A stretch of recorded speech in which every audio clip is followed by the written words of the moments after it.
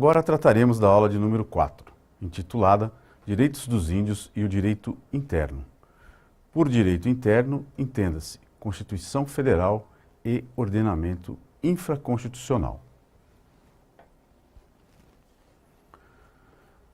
Para fins de sistematização desta aula, eu preparei a aula da seguinte maneira. Primeiro falarei dos direitos de caráter geral e depois falarei dos direitos de caráter específico. Com relação aos direitos de caráter geral, podemos afirmar que a Constituição Federal de 1988, o Estatuto do Índio, que é a Lei 6.001 de 1973, trazem ou positivam esses direitos de maneira geral. Mantendo uma linha de coerência com o que vem sendo falado desde a aula número 1, é possível afirmar que o artigo 231, caput da Constituição, positiva de forma geral esses direitos dos índios, ou direitos dos indígenas, ou direitos dos povos indígenas. Em caráter, talvez, pode-se afirmar, principiológico, ou seja, em forma de princípio e não em forma de regra, para quem compreende a teoria dos direitos fundamentais. Esses direitos de caráter geral decorrem do direito à diferenciação social, e são eles o direito de organização social, o direito à cultura e o direito à terra.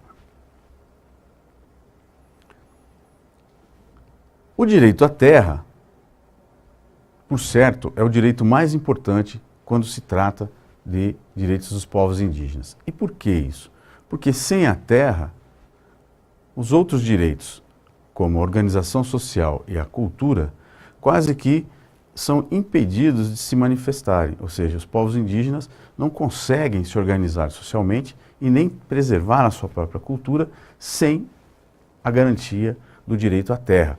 E terra, aqui é bom que fique claro, não é aquela terra vista pela sociedade ocidental.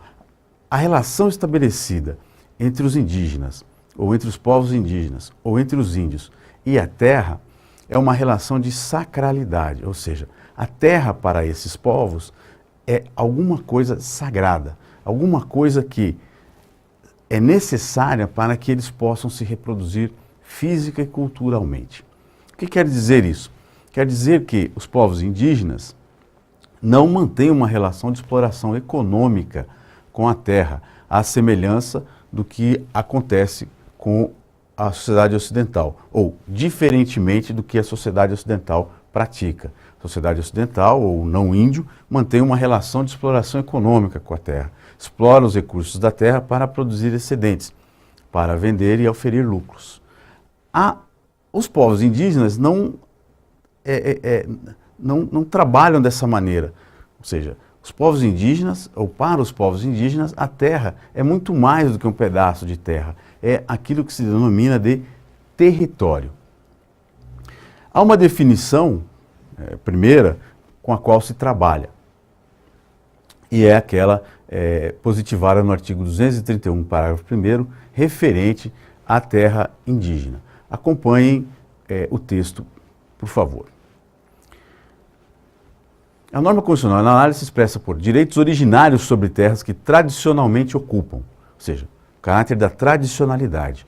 E por tradicionalidade, a norma constitucional do artigo 231, parágrafo 1º, compreende, aspas, as por eles habitadas em caráter permanente, as utilizadas para suas atividades produtivas, as imprescindíveis à preservação dos recursos ambientais necessários a seu bem-estar e as necessárias à sua reprodução física e cultural, segundo seus usos, costumes e tradições. Essa, então, é a primeira definição, por assim dizer, normativa do artigo 231, parágrafo 1º da Constituição Federal, sobre terra indígena. Ou seja, terra indígena é aquela tradicionalmente habitada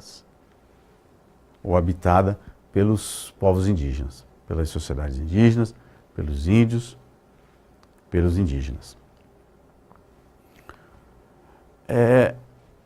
Um primeiro aspecto referente a esse tema, é importante se destacar, é que sempre houve um entendimento doutrinário da posse indígena como indigenato.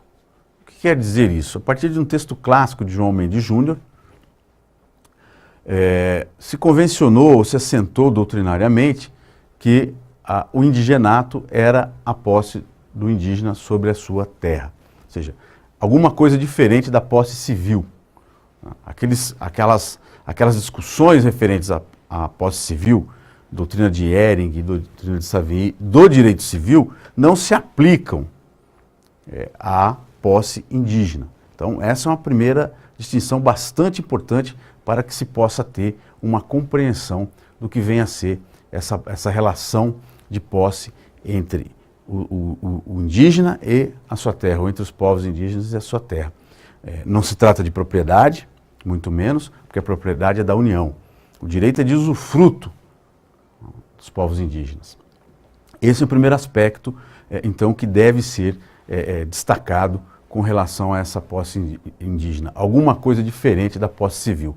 Até o ano de 2009, quando o Supremo Tribunal Federal, no julgamento do famoso caso Raposa Serra do Sol, petição número 3388/09, até 2009, até o julgamento desse processo pelo Supremo Tribunal Federal, havia a compreensão de que